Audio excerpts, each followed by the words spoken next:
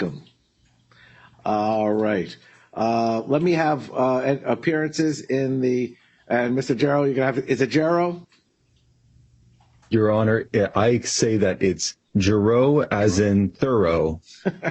Yes. All right. Mr. Jarrow, good morning. And let me have other appearances. Good morning, Your Honor. Jordan Chavez with Haynes and Boone on behalf of the debtors.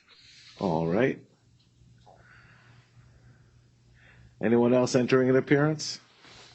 Morning, Your Honor. Mark Renzi, CRO for the debtors. Good morning, Mr. Renzi. Okay. So we've had briefing, extensive briefing, which I've read through. I welcome oral argument to supplement the briefing. The burden here is a shifting burden. We all know that once the proof of claim is allowed, it's prima facie valid until there's been opposition raised. Then ultimately, Mr. Jarrow, the burden rests with you. Let me hear from the debtors. It's the debtor's objection initially, so we'll start with the debtor, and then I'll give Mr. Jarrow you a full opportunity. Thank you, Your Honor. Again, Jordan Chavez on behalf of the debtors. I'm addressing the debtor's fourth omnibus objection filed to the claims by the claims filed by Mr. Jarrow at docket number 1069, which were followed by his response and cross motion at docket number 1192, and the debtor's reply at docket 1341. As Your Honor has noted, the debtors view it as appropriate to take up the objection first as the first filed pleading and because it obviates the need to address the cross motion. I know Your Honor has read all of the papers and is fully aware of the litigious history between BlockFi and Mr. Jarrow. His claims are rather convoluted, but as we've outlined in our papers, the path to disallowance for these claims is straightforward. There's no triable issues of fact here, and the only dispute is whether, despite the clear terms of the loan agreement, Mr. Jarrow is entitled to a claim for 426 Bitcoin against BlockFi. And the answer to that question is a resounding no as a matter of law. These matters can be decided on the papers, and I'd like to move for admission of the debtor's exhibits and then just take a few moments to summarize why these claims should be disallowed. Your Honor, I'd like to move for admission of the debtor's exhibit A, which was attached to the claim objection and is the Renzi certification, as well as debtor's exhibits A through E that were attached to the reply, which is the loan agreement, the email communications between the parties, the Washburn Declaration, the Owen Declaration, and the Jarrow 3 Notice of Ruling. All right. Mr. Jarrow, I haven't seen any issues taken with exhibits on either side that have been presented, so I'm inclined to admit them all. Any objection on your end? Your Honor, I think as long as it's mutual, I will not make any evidentiary objections. I'd like, if that's okay with on the other side as well. Yeah. Oh. All right. Well, I don't see why it shouldn't be mutual. The exhibits, the courts had the opportunity to review it as a practical matter, and they informed the court on the issue. So we'll admit the exhibits. On both the movement and the respondent. Was there someone else who wanted to be heard? I'm sorry, I interrupted. Oh, no, I interrupted. Sorry, Your Honor. Thank you. And for the record, we do not object to Mr. Jarrow's exhibits either. So for the reasons that this claim should be disallowed, first and foremost, Mr. Jarrow is not a creditor of BlockFi. Mr. Jarrow is an attorney with a pre-petition loan with BlockFi Lending, in which he borrowed $2.27 million and pledged approximately 441 Bitcoin as collateral. The loan agreement contains a clear loan-to-value ratio requirement of 70%. That ratio rose above 70%. BlockFi issued a margin call, as it's entitled to do under the terms of the agreement, and Mr. Jarrow failed to meet that margin call. Then the ratio rose above 80%, and BlockFi immediately liquidated the collateral, which the loan agreement authorizes it to do. It liquidated 399 Bitcoin to bring the loan back into compliance. The emails between the two parties, which Your Honor just admitted, really say it all. They indicate that Giroux knew about this requirement. He understood the terms of the agreement. He thanks BlockFi for keeping him updated about the liquidations. He inquired about some options to potentially reverse a liquidation, but nothing was ever agreed to between the parties. He instructs BlockFi to liquidate any additional necessary collateral to pay off the remainder of his loan and then return the excess to him, which BlockFi promptly did in March of 2020. Giroux then withdrew the remainder of the Bitcoin, which was approximately 15 Bitcoin, from the platform, which is why, as of the petition date, he was not a creditor of BlockFi. Then 30 days later, once the market swung in his favor, he attempted to try and bind BlockFi in the emails to some agreement that it never made to reverse or reinstate the loan. BlockFi acted fully within its rights to liquidate the collateral. There was never a loan modification or other writing signed by the parties, which is what the loan agreement requires to effectuate any type of modification, reversal, or reinstatement. This is why Mr. Giroux conjured up the various arguments he did in his pre-petition state court litigation and then reasserted those in his proofs of claim. Your Honor, these are red herrings to attempt to divert first the state court and now this court from the reality that Giroux has no claim against BlockFi. And the debtors would respectfully request that Your Honor disallow these claims in their entirety. All right. Is that it at this point on your end? Yes, Your Honor, I'd cede the podium to Mr. Giroux for his position. Thank you. Mr. Giroux? Good morning, Your Honor. Good morning. Giroux, self-represented creditor, attorney and practicing in the law of California. And I practice law with my father over here. We have a little real estate practice, just him and I. Your Honor, I have a presentation prepared, but I want to prioritize your questions. So please feel free at any time to ask questions. And I don't need to read any of the prepared remarks. If you just want to address your questions, we could do that if you'd like. No, I never hesitate in asking questions. I'd rather hear from you and be able to listen and glean if there's any issues that I've missed. So feel free, and the presentation is fine. Sure, absolutely, Your Honor. Is it possible if I would share my screen to show the documents? Let me ask those who know far better than I how to do it. Yes, you should be able to. You should be able to do it now. Oh, great. Thank you. Mm-hmm.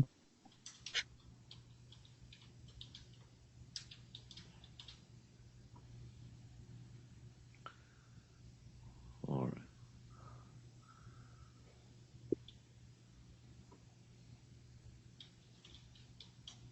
Oh, okay. I was informed by my Zoom software that it would require relaunching the Zoom. So I will, for convenience of the court and the parties, I will not relaunch the Zoom. Instead, I would rather proceed perhaps with an oral. I'll make primarily an oral presentation if that's fine. That's fine. And okay, very good. When BlockFi was applying for its California finance lender license, BlockFi was informed multiple times in writing that it cannot, under California Financial Code Section 22009, retain possession of Bitcoin securing its loans. Does Your Honor have the exhibits available in front? Yes, I do. You could just great cite the tab number. Sure, tab number 14. All right. And for everyone's reference, this is the certification of George J. Giroux, which attaches the proof of claim as Exhibit A, I believe, or Exhibit 1. And this is attachment 14 to the proof of claim. This is a copy of BlockFi's finance lender license. The license states in part that pursuant to the California financing law, that BlockFi may engage in the business of finance lender as defined in said law. That is a incorporation by reference of the next page in tab 14, which is Financial Code section 22009. This statute defines the business of a finance lender, and in relevant part, it states a finance lender includes any person engaged in the business of making consumer loans or making commercial loans. The business of making commercial loans or commercial loans may include lending money and taking in the name of the lender or in any other name, in whole or in part, as security for a loan, any contract or obligation involving the forfeiture of rights in or to personal property, comma, the use and possession of which property is retained by other than the mortgagee or lender, etc. That language of exclusion, use and possession of which property is retained by other than the mortgagee or lender, that language is not mere surplusage. That language of exclusion, conditions and limits the general grant of authority, which is made with the word may, which is permissive, but the phrase other than is not permissive. The phrase other than, construed in the statute as a whole, only can arrive at one reasonable construction, which is that a lender may either have a security interest in personal property or use or possession, of personal property. It cannot have both at the same time. The finance lender cannot have a security interest and use or possession of the property. Of course, Bitcoin constitutes personal property. I don't think there's any dispute about that. It's certainly not real property, and it certainly is property. Now, BlockFi was informed of this prohibition, and I will refer the court to tab number 6, please.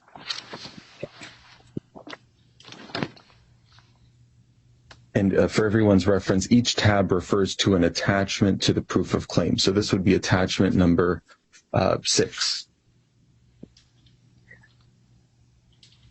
On the third page of this tab, which has a Bates number of 24, the second sentence that's typewritten in this application, it says, in accordance with California Financial Code section 2209, which is a typo, they meant to say 22009, BlockFi will take in the name of the lender, in part, as security for the loan, possession of each borrower's assets. That is an incorrect interpretation of the law because the lender is not allowed to take possession of the borrower's assets. The lender is allowed to take a security interest in personal property which the lender does not use or possess. Now, this could have been an innocent misunderstanding, but after 2 admonitions from the Department of Business Oversight, which is now known as the California Department of Financial Protection and Innovation, the admonitions are present in tab 7.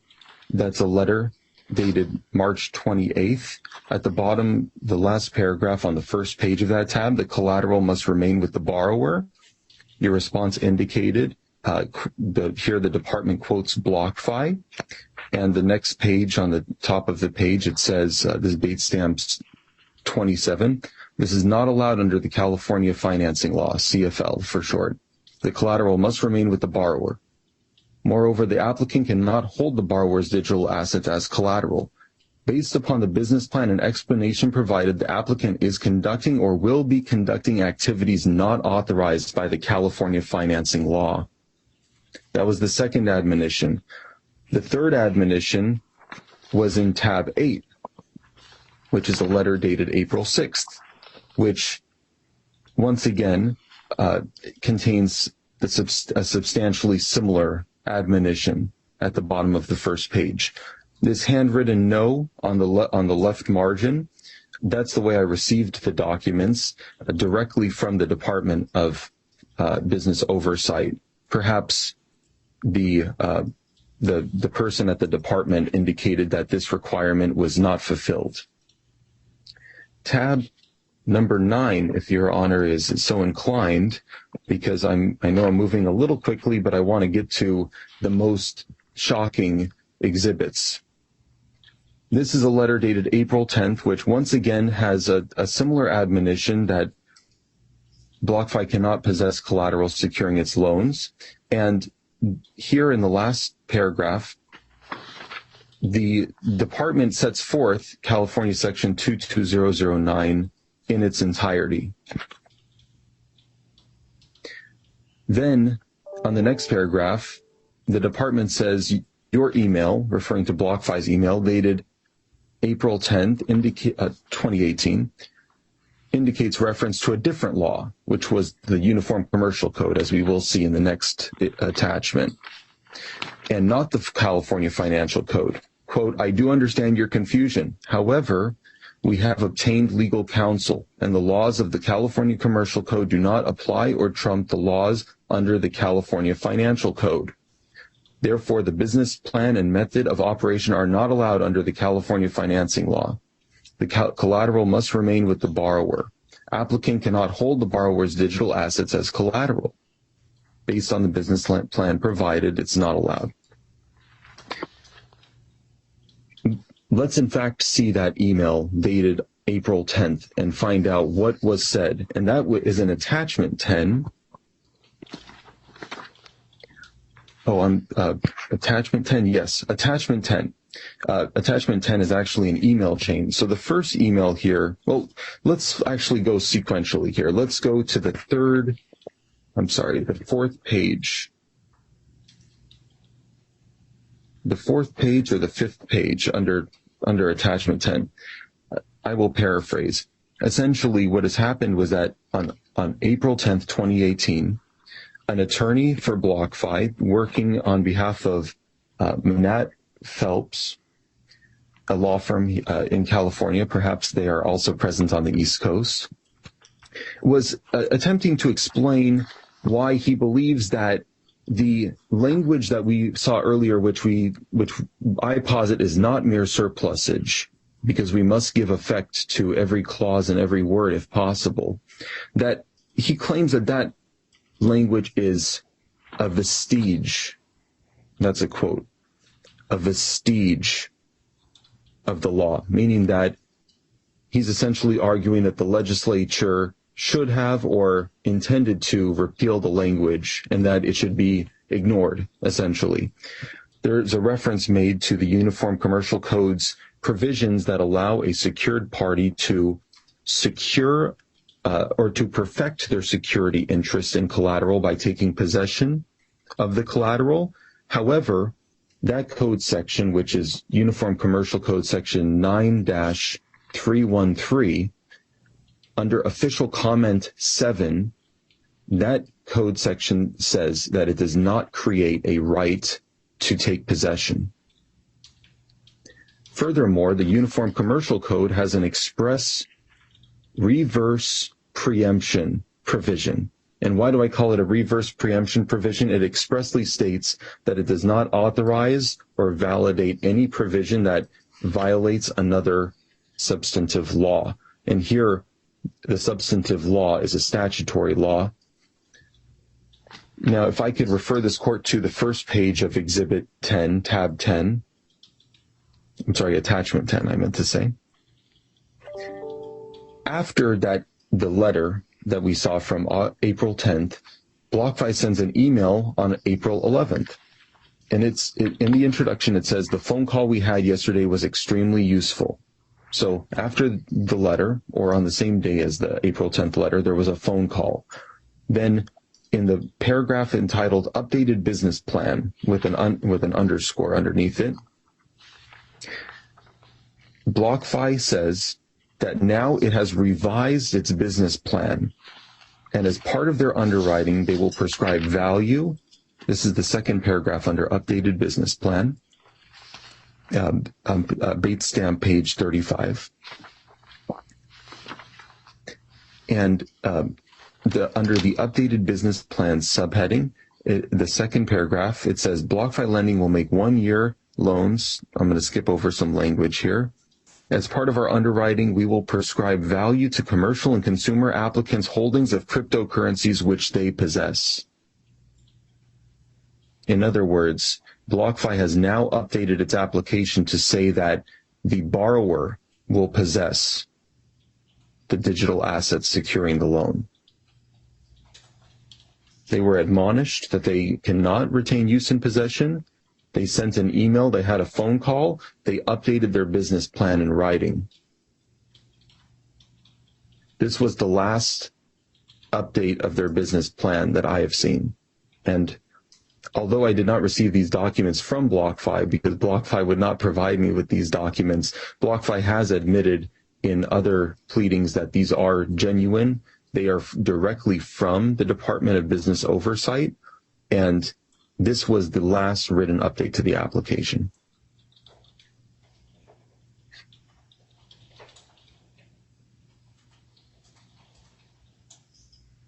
I will move now to attachment 11, tab 11.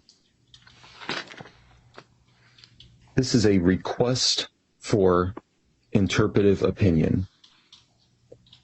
The commissioner of the business site has authority to issue specific rulings in writing, and there's a code, a regulatory section that defines that authority. It's for this court's reference. You don't need to look into this. It's Title 10 of the California Code of Regulations, Section 250.12, Sub-Regulation A. And in part, this regulation states that a request for an interpretive opinion shall be made in writing. It shall fully set forth the questions presented and the particular facts and circumstances upon which the opinion is requested. Each interpretive opinion, determination, or specific ruling is applicable only to the transaction identified in the request, therefore, and may not be relied upon in connection with any other transaction. Moving to the request for interpretive opinion. In this request, Attorney Charles Washburn, on behalf of Manat, Phelps and Phillips LLP, sets forth the same argument that was set forth in his email that we saw a few moments ago, which essentially states this language does not prevent us from taking possession of collateral. He admits that BlockFi is going to be possessing the collateral, or in this interpretive opinion, he says that his client would like to take possession of the collateral. And the part that I would like the court to see is on page date stamp. Pardon me one moment.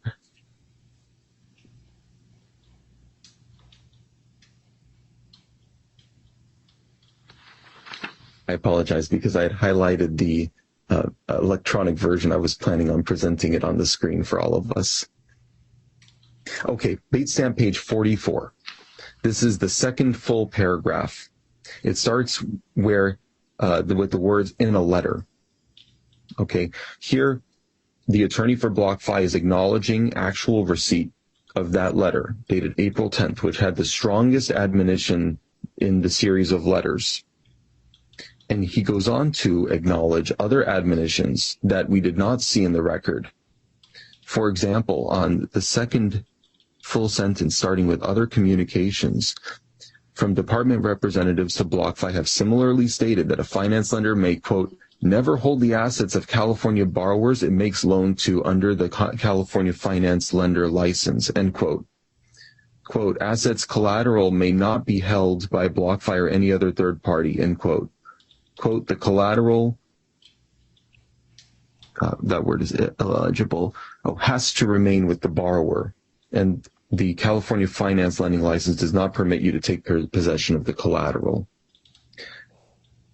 The reason why this is important is because the attorney for BlockFi is acknowledging actual notice of this prohibition. It's an implied prohibition, but a prohibition nonetheless. Okay. Now, was the department perfectly correct? Well, the statute is our guidepost, because what the department says is not necessarily what this court must accept. This court should independently construe the statute. However, upon the independent construction of the statute, if this court finds that BlockFi's interpretation of the statute is unreasonable, then under an authority cited in the briefs, Safeco Insurance, that it does not matter what the subjective intent of the party was. And that's very common under these willful provisions imposing civil liability, that an objectively unreasonable construction of a statute means that there was a willful violation of that statute. Here, of course, we have actual notice of the prohibition, and I think that it's pretty clear that this was addressed by the executives. Something I should have pointed out in the emails was that the founders and chief executive Zach Prince and Flory Marquez were copied on the email from Washburn to the department, and that Flory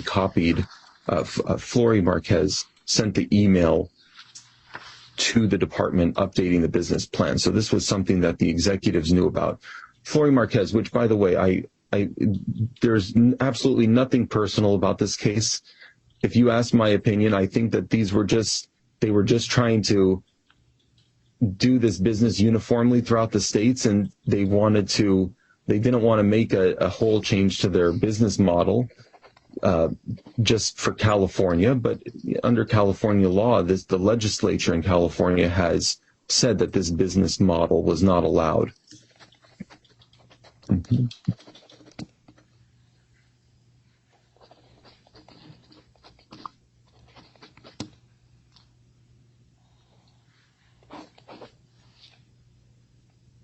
Let's flip now to attachment 13. Let me just stop Yes, you. please, go ahead. I certainly hope we're not intending to go through all 31 of them. Absolutely, Your Honor. Yes. So that's my gentle nudge to that you go to the heart of the arguments, because I've read your papers and I understand all of what you're submitting. Absolutely, and I will. In fact, according to my notes, I only have 2 more attachments that I'm going to discuss, and then I'm going to focus on the reply. I will try to make it very concise. Thank you, Your Honor. Thank you. Okay. At the end of the request for interpretive opinion that we were just looking at, Washburn says that if the department reaches a preliminary conclusion that BlockFi cannot retain possession of collateral, that he be permitted to withdraw the request for interpretive opinion. And attachment 13 shows that according to the Department of Business Oversight, that no interpretive opinion was ever issued, and that Washburn did withdraw the request for interpretive opinion. Okay. Now let's jump to the dispute here. Washburn's declaration says that he received a phone call from the department, and they said, we agree with you, but we're not going to issue anything in writing. We're just going to issue your license. Okay.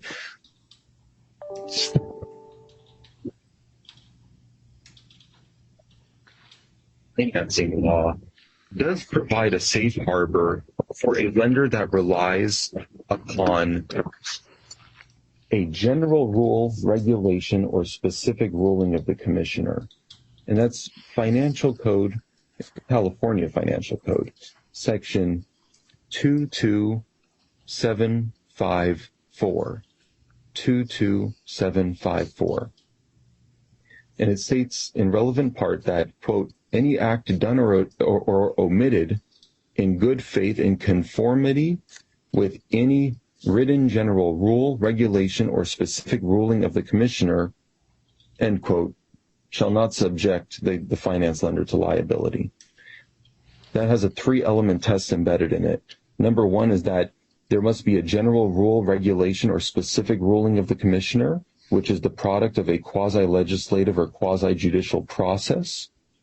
In this case, it's undisputed that there was no quasi-legislative or quasi-judicial outcome, or no final product of that process, and furthermore, that there was no writing that authorized the use and possession of collateral. Number two, BlockFi must act in conformity with the ruling, and as we saw earlier, the license incorporates Section 22009, meaning that BlockFi did not act in conformity with its license. And number three, the acts must be done in good faith. And I would posit that an act that is based upon an unreasonable construction of the statute is not an act in good faith as a matter of law. Okay. Let's discuss the declaration of Jan Lynn Owen, who impressively was actually the commissioner at the time that BlockFi applied for its license. This declaration was made by her in 2021 while she was working for the same law firm that represented BlockFi in its application to the Department of Business Oversight, Manat, Phelps and Phillips, LLP. She works for the same law firm that Washburn works for. And she did not make the declaration in any official capacity. She admitted that she had no personal knowledge of the BlockFi application. And she says, as a matter of her personal opinion, she says that this is common in commerce and that Mr. Giroux is incorrect in his reading of the law. Okay. Now, I will tell you that according to the Horn book, which I've referenced, and of course I always have citations, but I'm going to omit the citation here. The Horn book says that actually commercial transactions where the lender takes actual possession of the collateral is actually a small minority of all commercial transactions. Most of the time when we think about a margin loan, it's when a bank, financial institution, or securities dealer is using, and by the way, those are all independent authorizations, and BlockFi does not qualify as any of those authorizations. It's undisputed that my loan was made solely pursuant to the California financing law. And those provisions, those are highly regulated transactions. They are done with less volatile instruments. There are lots of oversight measures, lots of regulators, lots of statutory provisions that protect.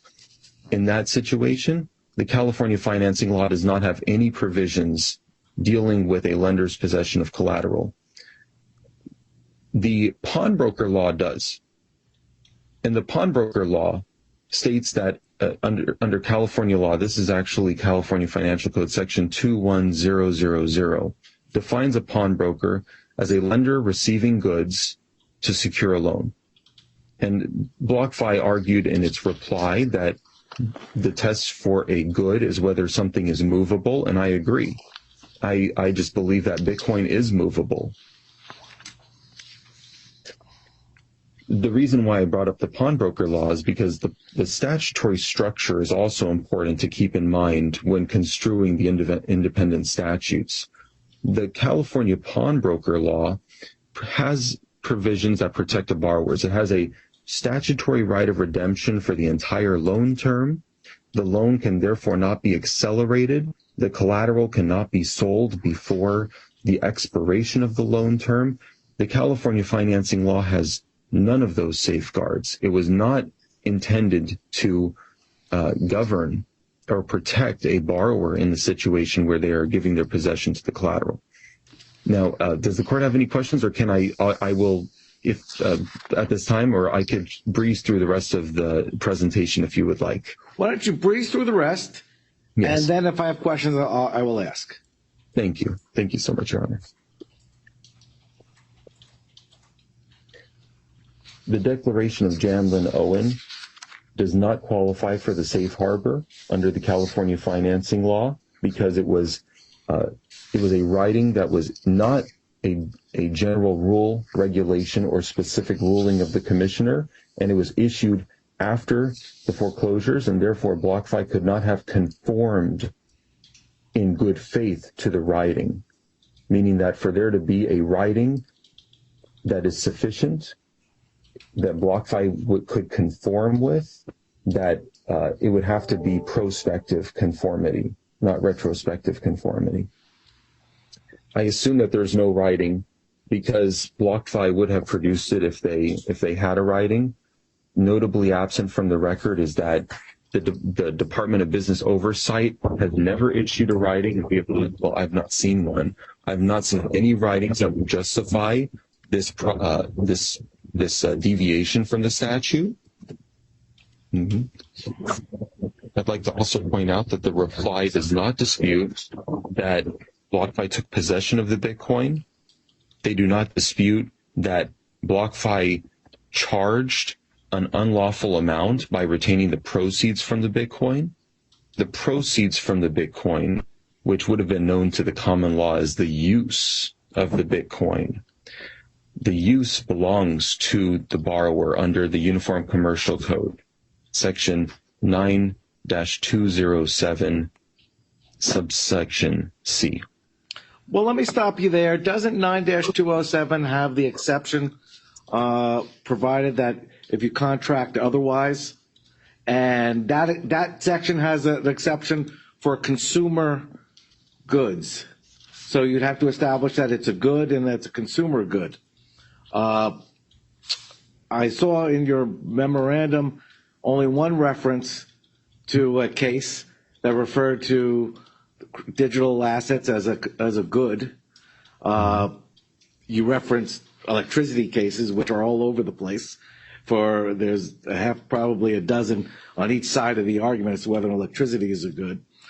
But certainly under the Uniform Commercial Code, goods exclude investment property, which are securities, certificated or otherwise. And there are more cases that have argued that cryptocurrency are securities. There are cases that have argued and take the position that they are general intangibles, including payment intangibles. But other than the one case you cited, are there any other cases that suggest that they are a good, let alone a consumer good? May I address those questions in order? Yes. At first, Your Honor, you mentioned 9-207 can be contractually waived. That is true. Here, there was no contractual waiver. The loan does not allow BlockFi to lease the Bitcoin. It does not allow BlockFi to retain the proceeds from the Bitcoin. It does not allow BlockFi to charge the proceeds from the Bitcoin. It does not disclose that there will be a charge of the proceeds from the Bitcoin, which should be disclosed. It must be disclosed under the Truth in Lending Act. And if it cannot be known with certainty, it must be estimated. Okay, so I would like to make very clear that the rule under Section 9-207 is the operative rule that we are playing with. And regarding Bitcoin's categorization under the Uniform Commercial Code, that is, it's an interesting question. It's potentially relevant to the pawnbroker issue. It does not bear at all under the financing law. The financing law, as we saw, makes reference to personal property, and we know that Bitcoin is personal property. Now, whether or not Bitcoin is a good for purposes of the pawnbroker law, that's an interesting question. And the reason why is that we know Bitcoin is not a service. We know it's not a security. We know that it's something that can be actually possessed. It can be actually received.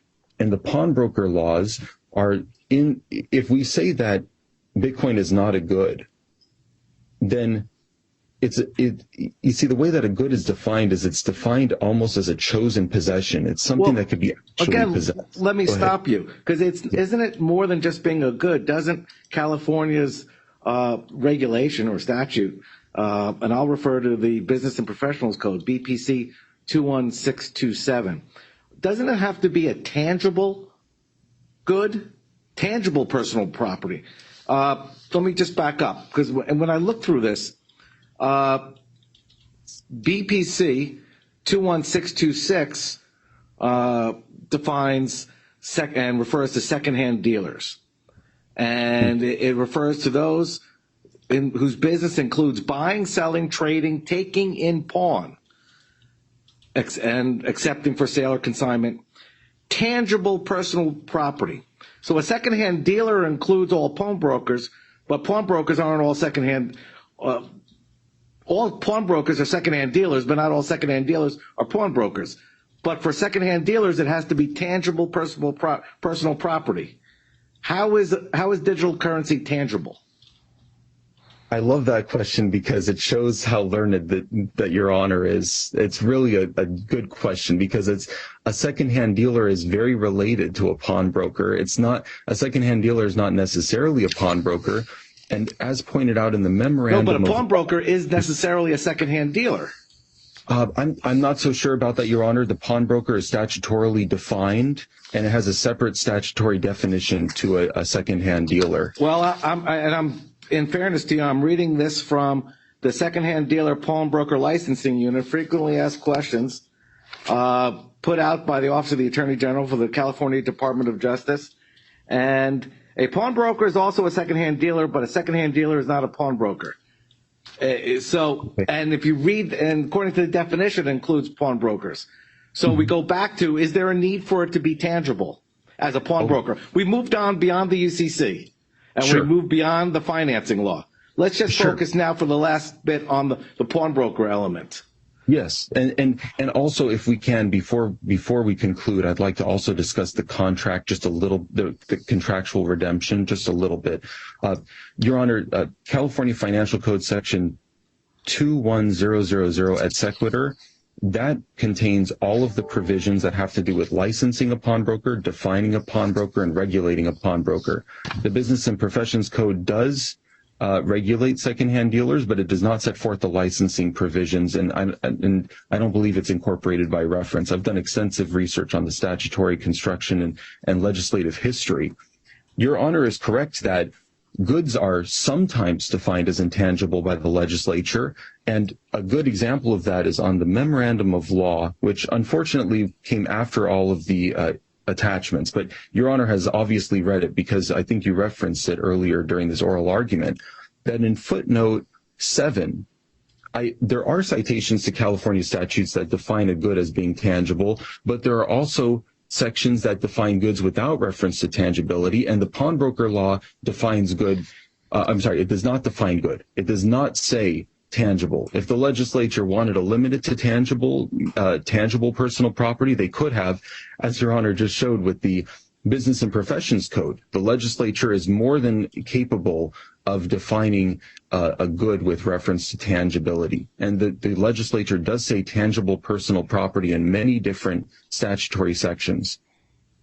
I've checked 5 different dictionaries, and only one of those 5 dictionaries had a reference to tangibility.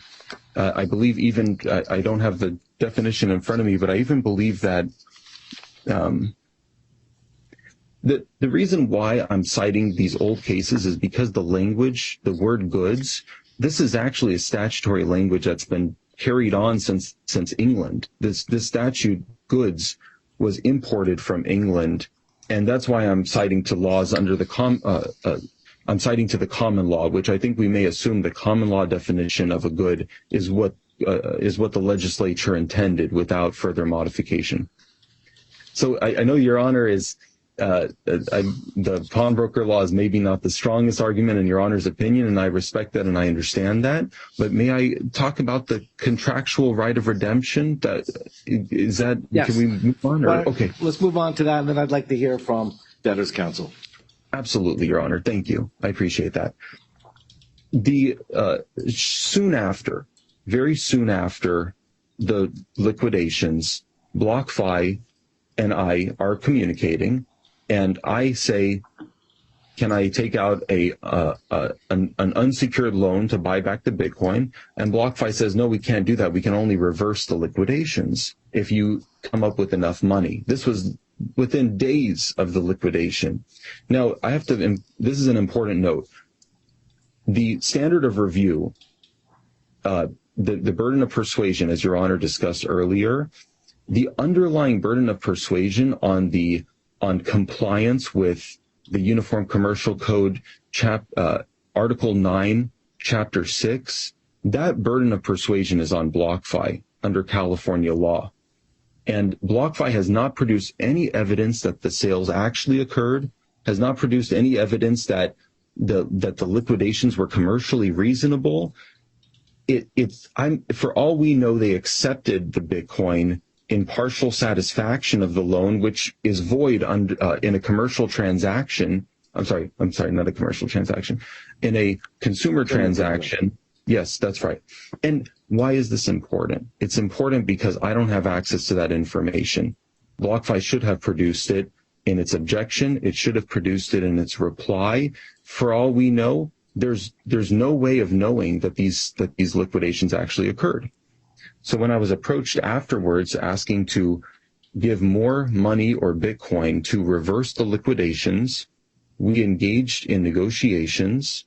And during the negotiations, I mentioned that I was interested in reinstating the loan at a price of $7,500 per Bitcoin.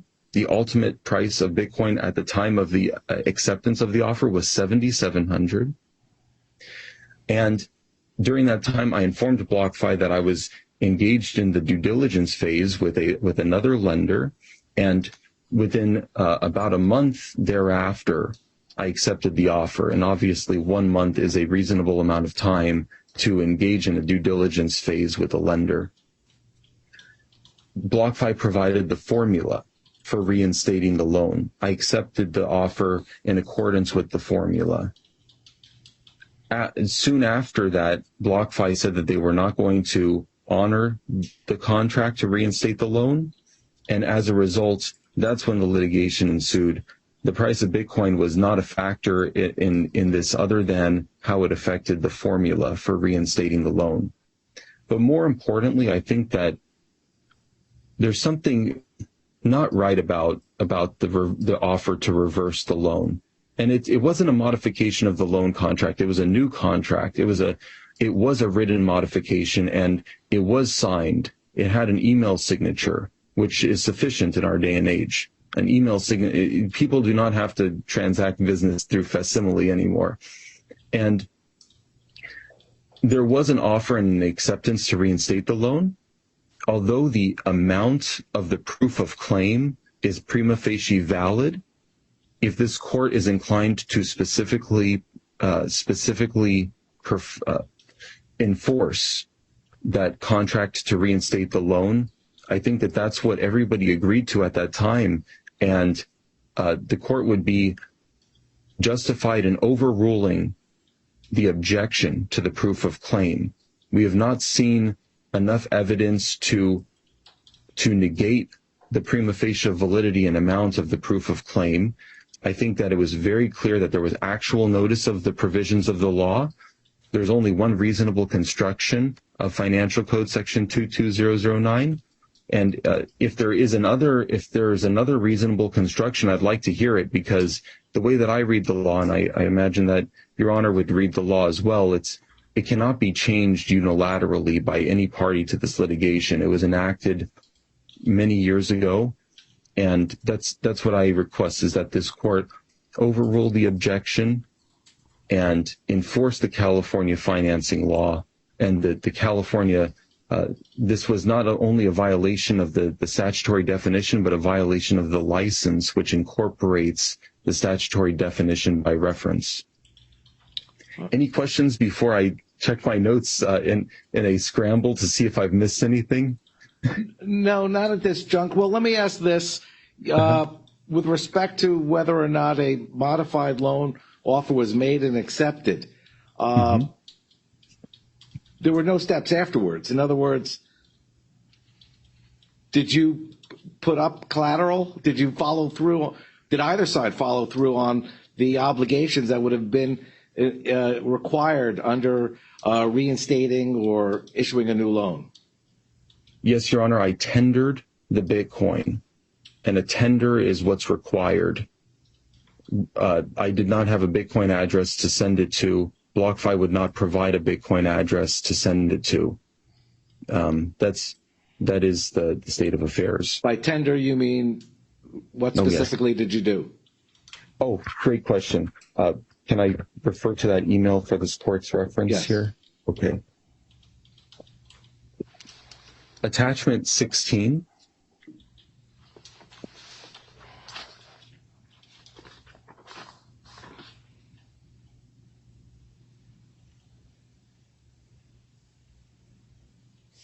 Bait stamp, page 89. This page, the top email is the one that says, I'm in the due diligence phase with the traditional source of capital. That was May 1st, 2020. The next email, BlockFi says, that's great news. Here's the formula to reinstate your loan. Here's an example. The payment would bring the principal balance. That's under his example. Then the next email, by the way, that email with the formula was from March 24th, 2020. I apologize. I read the date on the header of the page, but that was the date that this was printed. That was not the date of the email. The date with the formula was from March 24th, 2020. Then April 27th, 2020, I accepted the offer. I provided the formula. I calculated the amount of pay down, and I said, I will send the Bitcoin today. Please confirm BlockFi's Bitcoin address. That's a tender of performance. So we're addressing the email of May 24th and your response of April 27th. Correct, Your Honor. All right. Thank you. Let me hear from Ms. Chavez. Thank you, Mr. Giroux. Thank you, Your Honor. Thank you, Your Honor. Mr. Giroux has indicated that his exhibit should be considered shocking, but nothing about this case or the claims or the exhibits should be shocking, Your Honor. Mr. Giroux is not shocked by the terms of the private written loan agreement between the parties or BlockFi's exercise of its rights under that agreement, nor did he appear shocked in the emails by the liquidation notices from BlockFi. And again, I would emphasize that this was a private agreement between sophisticated parties, and Giroux is not charged with enforcing the laws of California or any other state. And as the evidence clearly indicates, for the license itself, everything Mr. Giroux is relying upon were pre-licensing discussions, but the evidence in the Washburn Declaration, the Owen Declaration, and Judge Strobel's ruling in Giroux 3 clarify that the license was in fact issued to BlockFi on August 20th, 2018. The department advised that it agreed with BlockFi's analysis of the California lending law, including Section 22009. They made no request for BlockFi to change their business plans, and they did decline to issue a formal interpretive opinion because they already issued the license, and the license was their indication of approval of BlockFi to act as a lender. In the Giroux 3 ruling, Your Honor, Judge Strobel says that Section 22009 does not explicitly prohibit a finance lender from using or possessing collateral, and that the authority charged with issuing lending licenses like the department may be entitled to deference of their interpretation of the statute. And we think that interpretation is the correct interpretation, Your Honor. Nothing, again, shocked Mr. Giroux other than he was just unhappy with the outcome here, and we can understand that, but he signed a written agreement with terms that allowed BlockFi to liquidate the collateral when the loan-to-value ratio was not in compliance.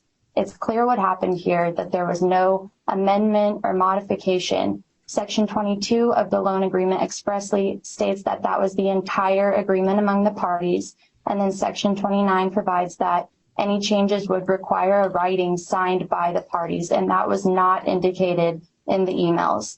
And the debtors have carried their burden, and it's Mr. Giroux's burden to establish that there was some new contract or new loan originated, and he has not done so. The claim that Mr. Giroux is asserting is of a substantial size, which is why the debtors have been proactive in objecting to it, to eliminate the continued use of estate resources to defend against a baseless claim. We respectfully request that Your Honor sustain our objection and disallow the claims in their entirety. If I can answer any questions Your Honor has, I'm happy to do so, but we believe that Your Honor is fully capable of making this decision based off the papers and the arguments today. Thank you. All right. Thank you, Ms. Chavez. Mr. Giroux, last comment? Oh, you're on mute. Absolutely, Your Honor. Thank you. I wanted to just quickly address some of Ms. Chavez's points here. I want to say that deference requires two things. It requires compliance with the Administrative Procedure Act, and it requires something to defer to. Here, there is nothing to defer to. What this is referred to in California is an underground regulation. An underground regulation is something that's done in secret, and it's actually void. It's not entitled to any deference. Regarding the size of the claim simply just represents my Bitcoin. The size of the claim is much more massive for me than it is for BlockFi. And I didn't ask for any damages. I'm asking for a return of the Bitcoin. I'm asking for a return of the Bitcoin at on the same treatment that any other debtor in my situation would be entitled to. And lastly, regarding Giroux 3, that tentative ruling expressly states that it is not a final determination. The tentative ruling is expressly tentative, and although it was adopted by the court, it is not preclusive. I respectfully submit that this court should do its own independent statutory construction of 22009, and Your Honor will hopefully arrive at the same conclusion. Thank you, Your Honor. Thank you. So just so that we're all working under the same assumption, if I were to allow the claim for roughly, it has a value roughly of 12 million, I guess, based 400 Bitcoin, right? May I make a comment, Your Honor? Yes. The dollar value of the Bitcoin on the day of the petition was about 6.9 million, and the reason why I'm asking for an in-kind amount is because I want to qualify for an in-kind distribution, just like everyone else. So on the day of the petition, Bitcoin was trading at about $16,000, and so you're seeking 400 coins roughly at that amount. Yes, Your Honor, and I will add that if Your Honor is inclined to specifically perform the contract for redemption, I will concede that this court may subtract the principal amount of the loan and the interest accrued thereon, which would be about $2.5 million. Okay. And let me turn to debtors' counsel under the proposed plan. How are other BlockFi loan obligors being treated? Well, first and foremost, Your Honor, just would like to emphasize that Mr. Giroux instructed BlockFi to liquidate the remaining collateral and pay off his loan. So to give him any type of claim would be a double recovery because he does not any longer owe a debt to BlockFi, and he withdrew his remaining Bitcoin from the platform. But if he were to have an allowed claim, he'd be treated as a general unsecured creditor under BlockFi lending, which provides for a cash distribution, not an in-kind distribution. Right. And I believe, according to the disclosure statement, the anticipated return is in the range of 30% or so, depending upon future litigation. Certainly. All right. Okay. Thank you.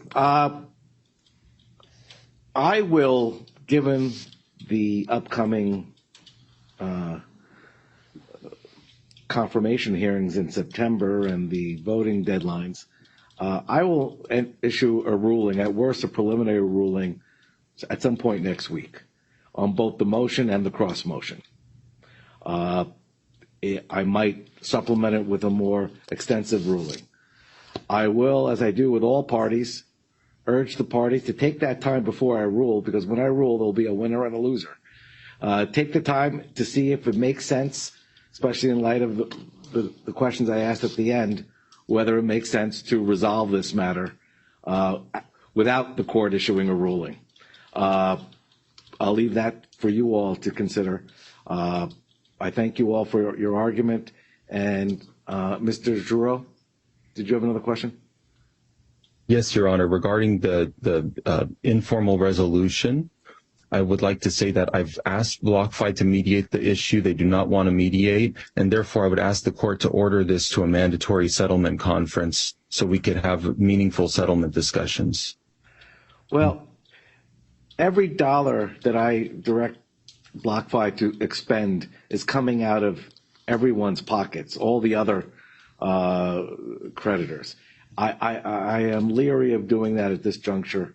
You certainly start with phone calls on your own. You don't need a neutral.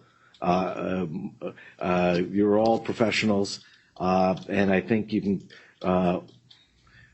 by my questions, anticipate the direction, or if not, take into account what the dollars are at stake, and try to reach a resolution.